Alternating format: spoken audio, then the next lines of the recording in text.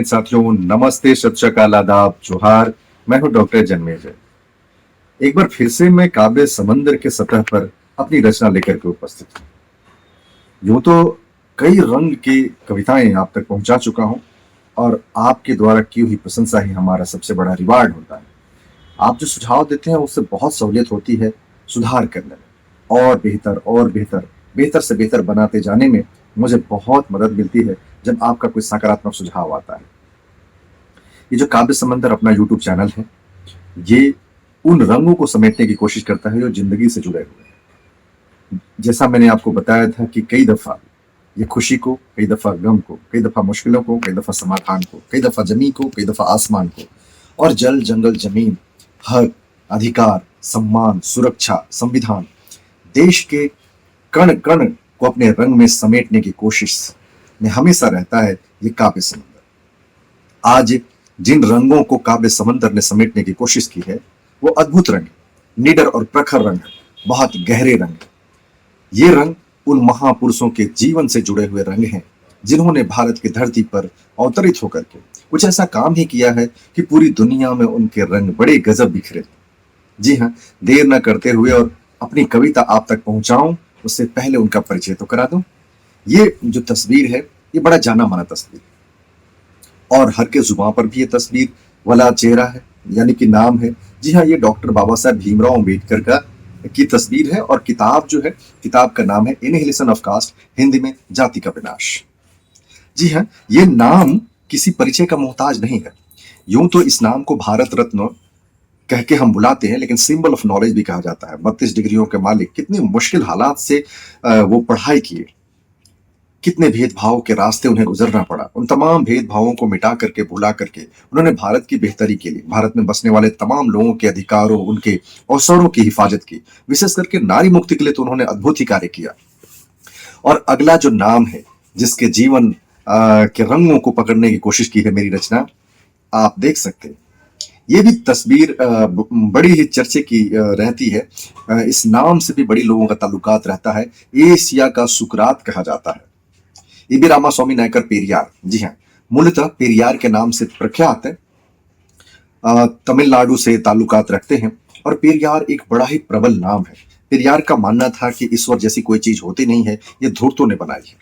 पेरियार ने बहुत ही अद्भुत कार्य किए, लोगों में स्वाभिमान जगाने की कोशिश की, दबे कुचले तमाम लोगों के हक अधिकारों की बात की, नारी मुक्ति की बात की। उन्होंने स्वाभिमान यात्रा पे निकाला था।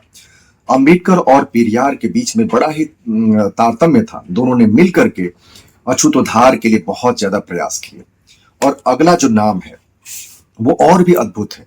उनके जीवन का रंग तो पूरी दुनिया पर ऐसा चढ़ा है कि उतरते नहीं उतरता है। जी हाँ, ये तस्वीर देख करके आप पहचान सकते हैं। ये भी महाराष्ट्र पुणे की धरती से जुड़ा हुआ एक नाम है। कहते हैं महात्मा ज्योतिबा फुले, पूरा नाम है महात्मा ज्योतिराव गोविंदराव फुले। जी हाँ, इन्हें राष्ट्रपिता कह के बुलाते हैं। और ये जो किताब है, ये जो पुस्तक है गुलामगिरी, मैं परिचय दे रहा था महात्मा ज्योतिबा फुले की। महात्मा ज्योतिबा फुले के जीवन में बहुत उथल पुथल आए। उन्होंने विशेष करके नारी शिक्षा के लिए तो अद्भुत ही कार्य किया। उनके जिंदगी के रंग नारियों पर विशेष करके चढ़े, इतने चढ़े कि माता फातिमा को और सावित्रीबाई फुले को लेकर के उन्होंने नारी शिक्षा के लिए जो अदम्य साहस दिखाया, जो प्रयास किए, वो काबिले तारीफ है। पूरे दुनिया में इस बात का डंका बजा, और उनके हिस्से में एक ख्याति तो जरूरी जाती है कि उन्होंने माता सावित्रीबाई फुले को भारत की प्रथम शिक्षिका होने का गौरव प्रदान किया। जी हाँ साथियों, ज्योतिबा फुले का मानना था कि अविद्या यानी अज्ञान ही वो सबसे मूल कारण है जो व्यक्ति का विनाश करती है, व्यक्ति के तमाम उन्नति उत्थान को रोकती है। उसके दास्ता, उसके गुलामी के लिए अविद्या यानी अज्ञान ही, अशिक्षा ही जिम्मेवार है। इसीलिए उन्होंने ये गुलामगिरी नामक पुस्तक लिखी। मैं चर्चा कर रहा था डॉक्टर बाबा साहब भीमराव अंबेडकर की, ईबी रामास्वामी नायकर पेरियार की, और महात्मा ज्योतिबा फुले की। आज हमने अपनी रचना की खूब लड़े फूले भीम पेरियार, तीनों के जीवन दर्शन को छूने की कोशिश करूंगा। तीनों के रंग को सम्माहित करके आज हम काव्य समंदर के सतह पर कुछ नया उकेरने की कोशिश करूंगा। मैं अब लौटता हूं अपनी कविता पर।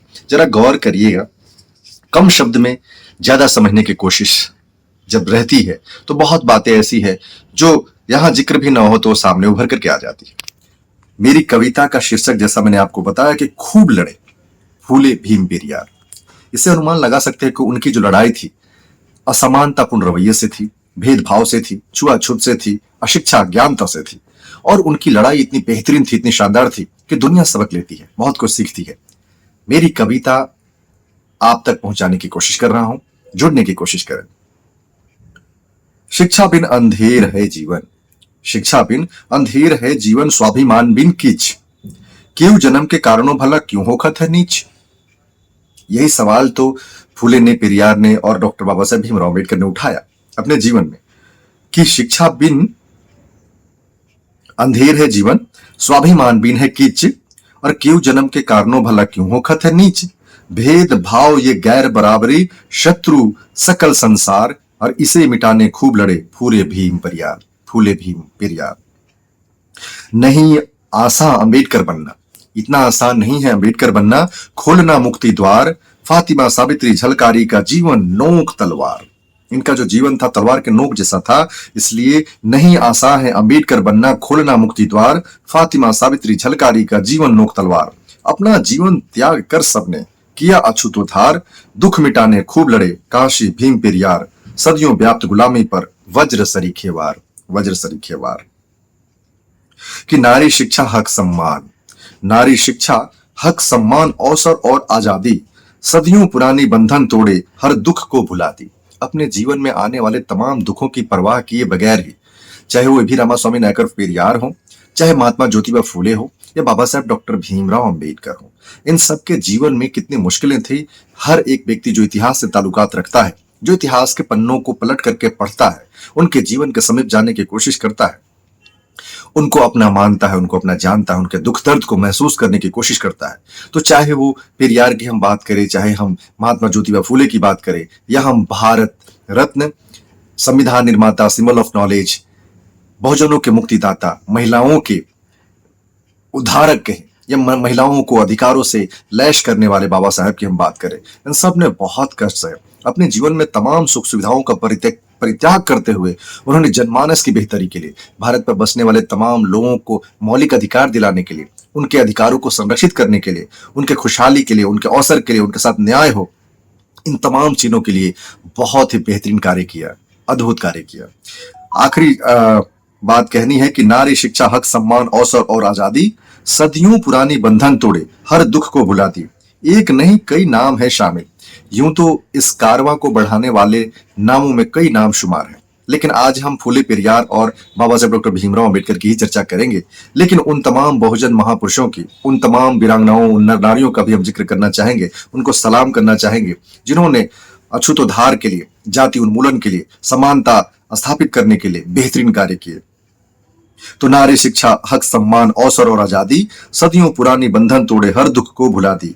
एक नहीं कई नाम है शामिल, कष्ट सहे भरमार, दुख मिटाने खूब लड़े साहू भीम पेरियार, दुख मिटाने खूब लड़े साहू भीम पेरियार।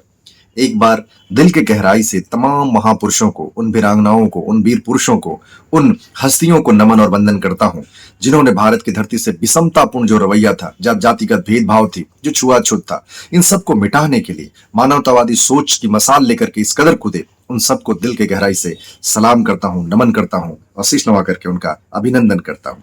बहुत बहुत धन्यवाद आप सभी का कविता सुनने के लिए। बस इतने से गुजारिश है कि अपना जो काव्य समंदर यूट्यूब चैनल है, आपके सहयोग से ही, आपके जुड़ने से ही और आपके उत्साहवर्धन से एक दिन ये बड़ा बनेगा। हम बेहतर बनाने के लिए, बेहतर रचने के लिए, बेहतर प्रस्तुति के लिए संकल्पित हैं। आपसे बस निवेदन यही है कि एक बार जुड़े तो सही, अच्छा लगे तो लाइक शेयर जरूर करें और चैनल को सब्सक्राइब करें, ताकि हमारा काव्य समंदर का परिवार बड़ा हो सके।